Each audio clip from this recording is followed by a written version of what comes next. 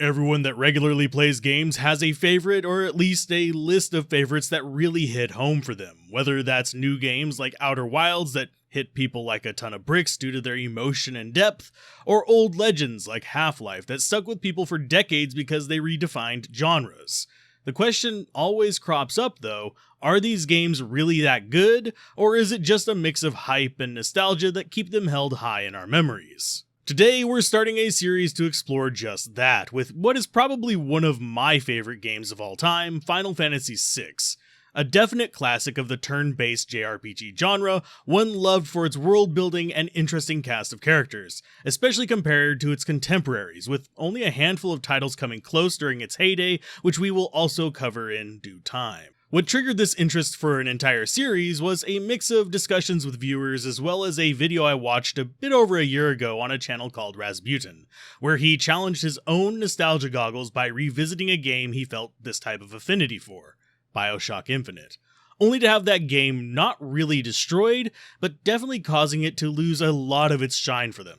This obviously made me curious, how do the games I idolized growing up, or even the ones that I wished I had played, really hold up to my modern ideas of fun, storytelling, and gameplay?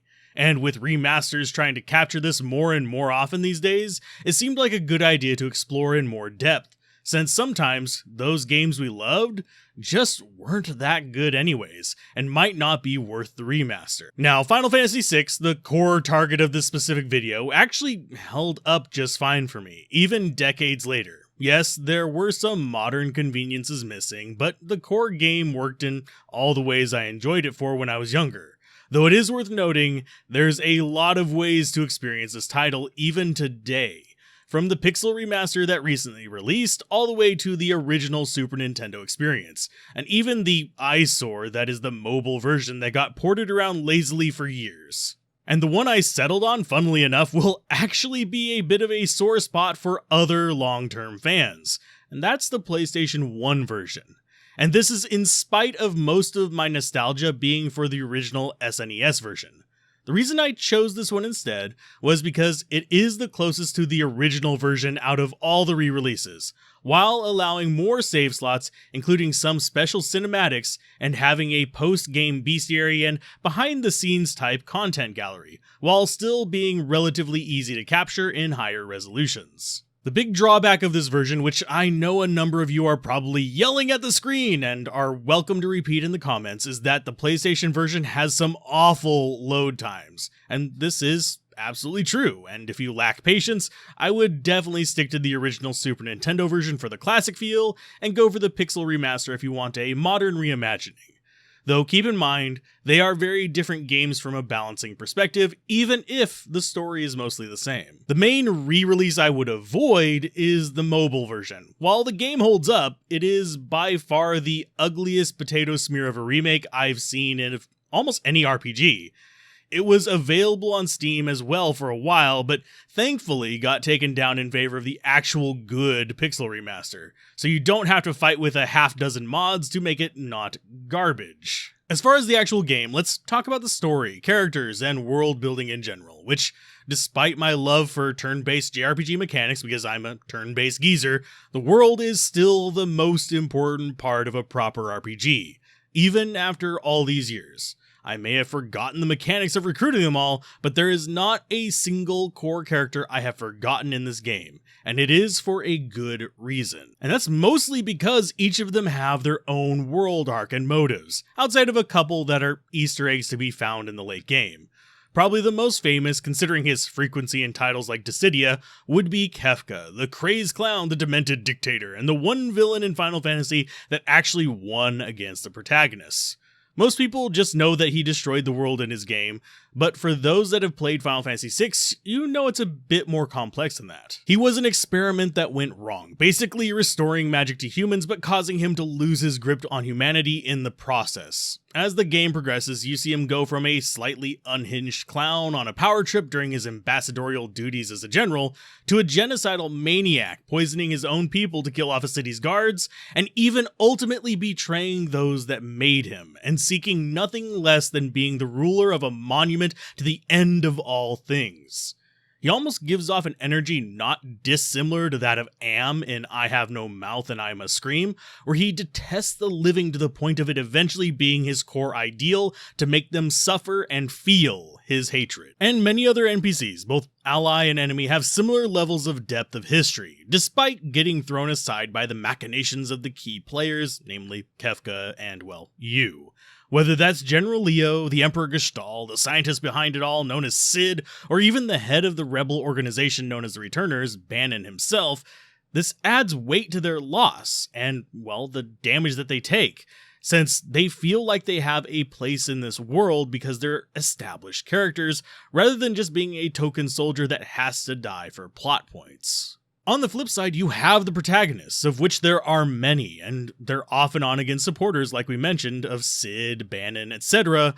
And while it's debatable as to who the core main character is, this is a good thing, since it shows just how much attention was given to most of the important players, especially since each really does have their own place in the world as well. Probably the most obvious of the protagonists is Terra. She's most often labeled the true protagonist thanks to Amnesia making her essentially a tabula rasa for you to imprint on. She's the first character you get, and she establishes her background in the very source of magic itself.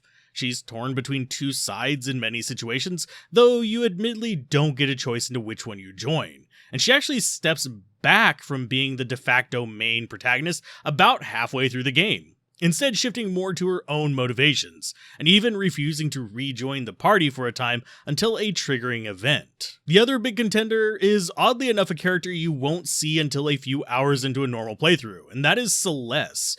While in the first half of the game, she does stick to mostly being an on and off again character in the role of a former general for the Empire, who ends up using magic she was infused with to now aid her new friends and in turn the Returners. She is the character that takes over the main protagonist roles in the last half of the game, and serves as the pivot point for many core dialogues and events from that point forward. Now, there are some arguments for the other characters that have cropped up over the years, but generally speaking, the two female leads will almost always be the central pillars of your progression, with the rest of the excellent cast of characters each having their own unique ties to each other and the story itself. For example, you have Locke the Thief, the treasure hunter, who has an odd attachment issue and promises to protect both of the protagonists at different times, and even gets romance vibes here and there. He's even sometimes confused as being the main protagonist, but he always plays the support role to them. The source of his issues are drawn to life later in the game as well, with one of the many tragic backstories that you will come to know dearly. Pretty much every character has one, and he eventually even serves as a hint to how to find him at the end of the world, as he seeks out the one source of a potential remedy for his tragedy, which, of course, sadly fails, but it does give him closure and a reason to rejoin the party. Now, most of the rest of the characters are not sitting there devoting themselves completely to the protagonist like Locke was. For example, you have the womanizer Edgar that rules a kingdom, flirts with every woman he meets, and is one of the main characters responsible for bringing Terra to the side of the Returners, and in the second half of the game is one of only 3 essential characters for a glitchless run. His brother Sabin is mostly attached to the group through Edgar and their technologically driven kingdom Figaro, and while he sometimes is played off as a meathead, he's generally a kind-hearted martial artist who seeks to do good, and serves as the friendly face for a few of the characters both in the world of balance as well as in the world of ruin. And despite a bit of a sad backstory, Sabin also serves as the anchor point for characters like the Ronin-themed character Cyan, who loses his family to the machinations of Kefka and the Empire, and is haunted by these lost lives throughout both parts of the story. And both Cyan and Sabin are part of the reason why you get a character called Gao, the wildling kid abandoned by his father after his mother died giving birth. And while he never really accumulates much more depth himself, the world around him drips in hints of his past. Gao is also one of a couple characters that may seem cumbersome at first, but are generally recognized as nearly broken when played properly with their skills. In addition to these, Sabin is also the first character you actually get to interact with Shadow with, outside of a suspicious conversation early on, and depending on your choices throughout the rest of the game, Shadow can either be a simple footnote, or actually end up with as deep of a backstory as most of the other characters, up to and including the reveal of his family and actual past. The biggest character that does not have an attachment to Sabin though, at least not directly, is the gambler known as Setzer, who is weirdly brought in through the infamous opera arc with Celeste, and is the third character besides Celeste and Edgar that are mandatory for the World of Ruin. His story has an interesting depth to it if you dig, considering he has access to unique technology in the form of an airship and a history of technological development that rivals that of Edgar and his technological base kingdom. The other two iconic characters that most people will use in their normal parties are the grandfather and granddaughter duos, Strago and Realm, both of whom have interesting backstories involving their time in the last village of the ancient Mage Knights, and how, while it has weakened over time, Strago, and most of the village in fact, are the last humans to still naturally possess remnants of the ability to use magic. Realm, however, if you pay attention, is a bit more mysterious for many players, as until she gets access to Magicite, she actually lacks the ability to cast magic, but does however have the ability to paint foes using their own abilities against them. She mostly fights to help her grandpa and prove herself more than just a simple child, and it is comical that she is often painted as a scary, powerful character by the other characters, because much like Gao, her ability could seem useless at first, and to most people it is on their first playthrough, but it is extremely broken to those that invest the time to learn about it. The last three characters, one of which is now one of the de facto mascots of Final Fantasy in general, are probably the most detached from the group: Umaro, Mog, and Gogo. And Mog is really the only one that even feels like the rest of the party as well, since he has a fairly standard control scheme combined with his special ability of dance. He also weirdly often serves as the tutorial character, popping in to show you how to do various things in the world. Umaro and Gogo on the flip side don't really tie into the story very tightly, and both only come in the second half of the game, in addition to being entirely missable if you don't know to look for them. They're also the only characters that are fully unique in their functionality, with Umaro being an uncontrollable Yeti that just auto-attacks unless given a specific item, which then grants him the ability to attack and cast Blizzard randomly. Gogo is the opposite of this, able to equip these skills of any other character and even mimic in-battle actions from them, and is the only character that uses the status screen for more than just a readout, since that's how you equip his skills. Now, outside of Umaro and Gogo, as you can probably tell, every character operates on a similar system: fight, magic, items, and then their unique ability. A common complaint is that this makes the characters too homogenous, and yes, if you go the most straightforward, obvious route, then they will be fairly similar playing due to the raw power of magic that everyone can learn. The trick is, mechanically, all the characters' special abilities can be extremely powerful. Gao's rages, Mog's dances, Edgar's tools, Sabin's blitzes, even Realm's paintings all provide strong, mana-free alternatives that can be super powerful even into the late game. While skills like Locke's Thief skills get you powerful items early and restock your supplies along the way, Celeste's runic ability shuts down enemy casters for a good chunk of the game, and even Terra gets a morph ability that allows her to hit many levels above her normal weight, making her one of the easiest characters to damage cap with. Really, when looked at closely, only a couple of skills feel redundant. Things like Strago's lore, which outside of a couple options are outclassed by most magic, and Cyan's sword arts, which often are just a test of patience with mediocre damage. But even these are not terrible, just not as easily abusable or unique feeling as the abilities of the other characters. Now, story-wise, Final Fantasy VI was fairly unique for its time, and would generally help define RPGs both inside and outside of Square for ages. It really leaned into not only allowing unique and pertinent stories for its characters, but also allowing them to span the length of the game, influencing what you learn as you change your party members to experience different events, and you can change them however you please to get different reactions. It is also commonly known, as we mentioned at the very beginning, for being one of the first games that allowed the antagonist to win at a point, not just in a battle, but in their pursuit to watch the world itself burn under their thumb. The sheer brutal goal of Kefka was rather unique too. He outright says he wants to be the ruler over a monument to destruction. He doesn't want power to rule or conquer or lord over people. He wants power to cause suffering, and succeeds. Now, this is obviously just a summary because there's no way I could do the full story justice short of making this a 3-hour long video. But needless to say, while there's corny moments and plenty of Woolseyisms in the English translation, the story actually held up much better than I anticipated, with the same heartstring-tugging moments combined with an excellent musical score and solid back and forth that was rare in its day. And there's a reason why it does hold up with titles like Outer Wilds for its ability to draw in mental investment among players. On top of this, it also includes its own fair bit of tongue-in-cheek comedy, able to ebb and flow seamlessly between dead serious moments like the death of a loved one, suffering, and abandonment, and then pivot without feeling out of place to comedic moments like Mr. Thou, cartoonish slapstick moments, and in turn, more beautiful moments like the opera, and in turn, comedic interruption of a well-known squid. This helps you stay invested in the story, its characters, both party members and extras, because it never feels like it's trying too hard, while also never feeling like it's pulling its punches either.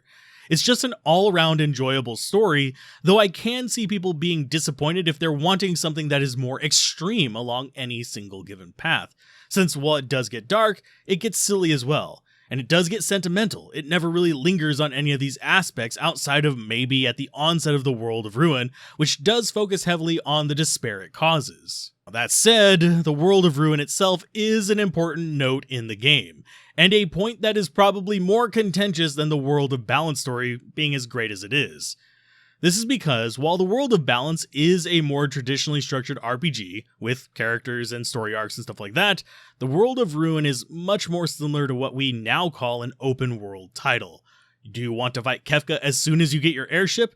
You can go in with that 3 party member setup, running each path solo. Want to be a completionist? You can spend hours and get odd interactions by going unexpected orders to get your characters back. This can result in things feeling a bit less satisfying or even possibly disjointed in this part of the game, and is the most common complaint about the story.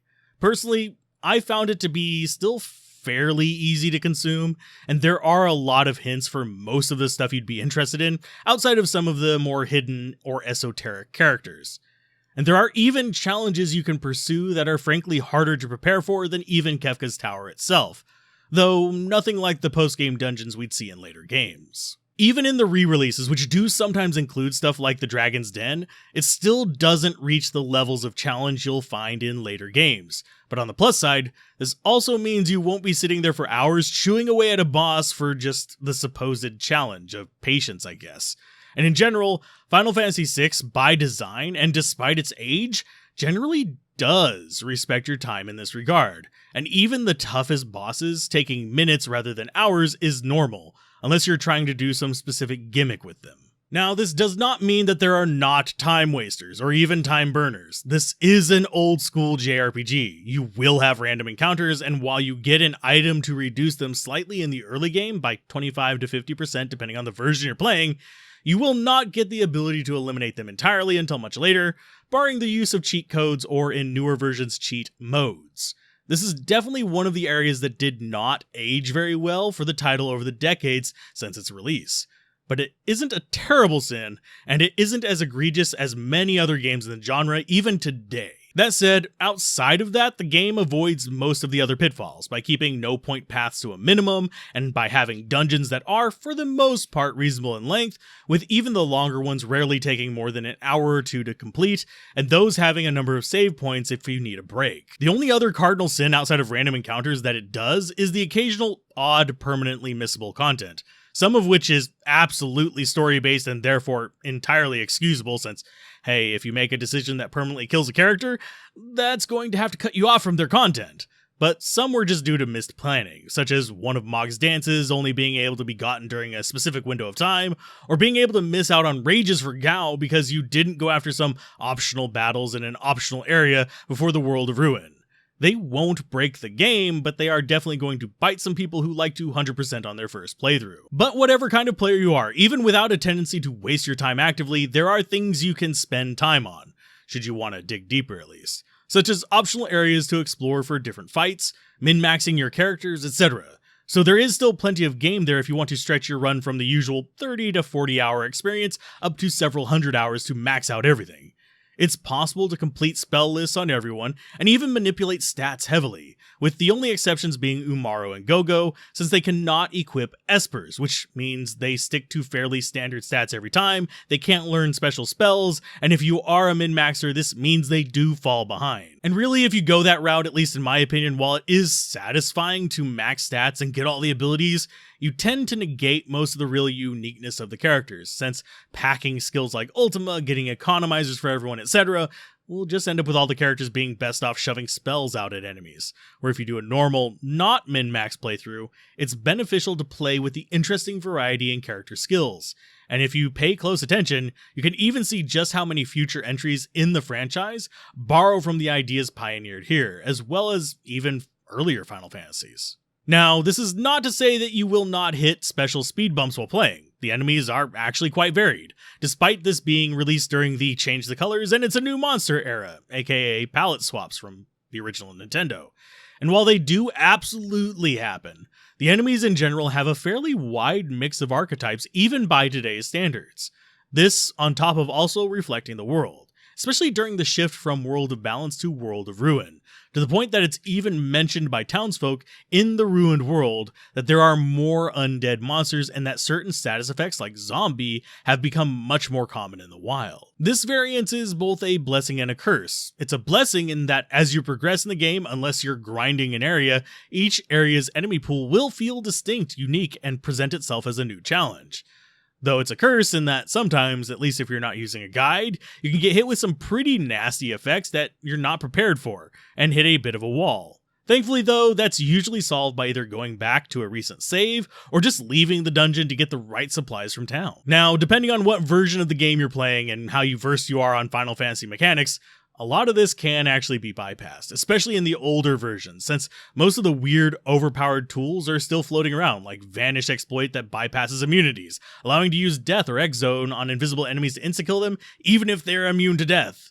The newer versions force you to interact more with the mechanics, for better or worse, by fixing these loopholes, making some zones notably more difficult while others become less difficult, but it still does keep most of the flavor from the original. But whichever way you choose to play it, I think the game still holds up quite well if you enjoy the genre. I did not feel like I was slogging through an old bog like I do with so many games I replay, but rather felt more like I was revisiting an old friend. And outside of the random encounters that are basically par for course for the genre, I never felt like any part of the game was giving me a rough edge. Even the ending is more in line with modern expectations, giving each character a spotlight and tugging at the memories you've likely built up along the way. Now, looping back to the start of the video, the goal was to see if my enjoyment was purely nostalgia or if this game still holds merit. And there's a few ways to look at that. Do I think modern gamers will get the same joy out of it that I did? Probably not, since turn-based jRPGs, while still popular enough, are not as easily digested by your rank-and-file gamer these days. Do I think they should do a full-blown remaster of it? I mean, they already sort of did with the Pixel remaster, but that's mostly just a fresh coat of paint and a balancing pass, and a way to play it easily on modern systems. But as far as going the route of something like Final Fantasy VII's remake and doing a full overhaul just keeping the story, well, I'd love to see it given the fidelity.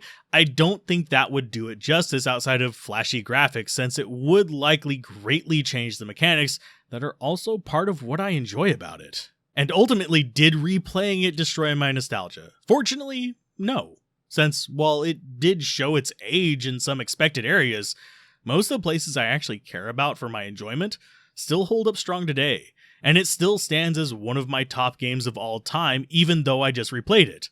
Though, as with all things, if you haven't played it, don't go into this thinking it's the golden child of all games ever, but rather just a good example of a classic turn-based RPG done well that I just happen to enjoy a lot. All that said, I would like to give a special thanks to the patrons and channel members that make videos like this possible, as well as the Twitch viewers that kept me company as we, for better or worse, dug our way through memory lane together, and who, by the release of this video, have seen me go through some excellent contenders as well. And some rage-inducing nightmares too, in preparation for the next few videos.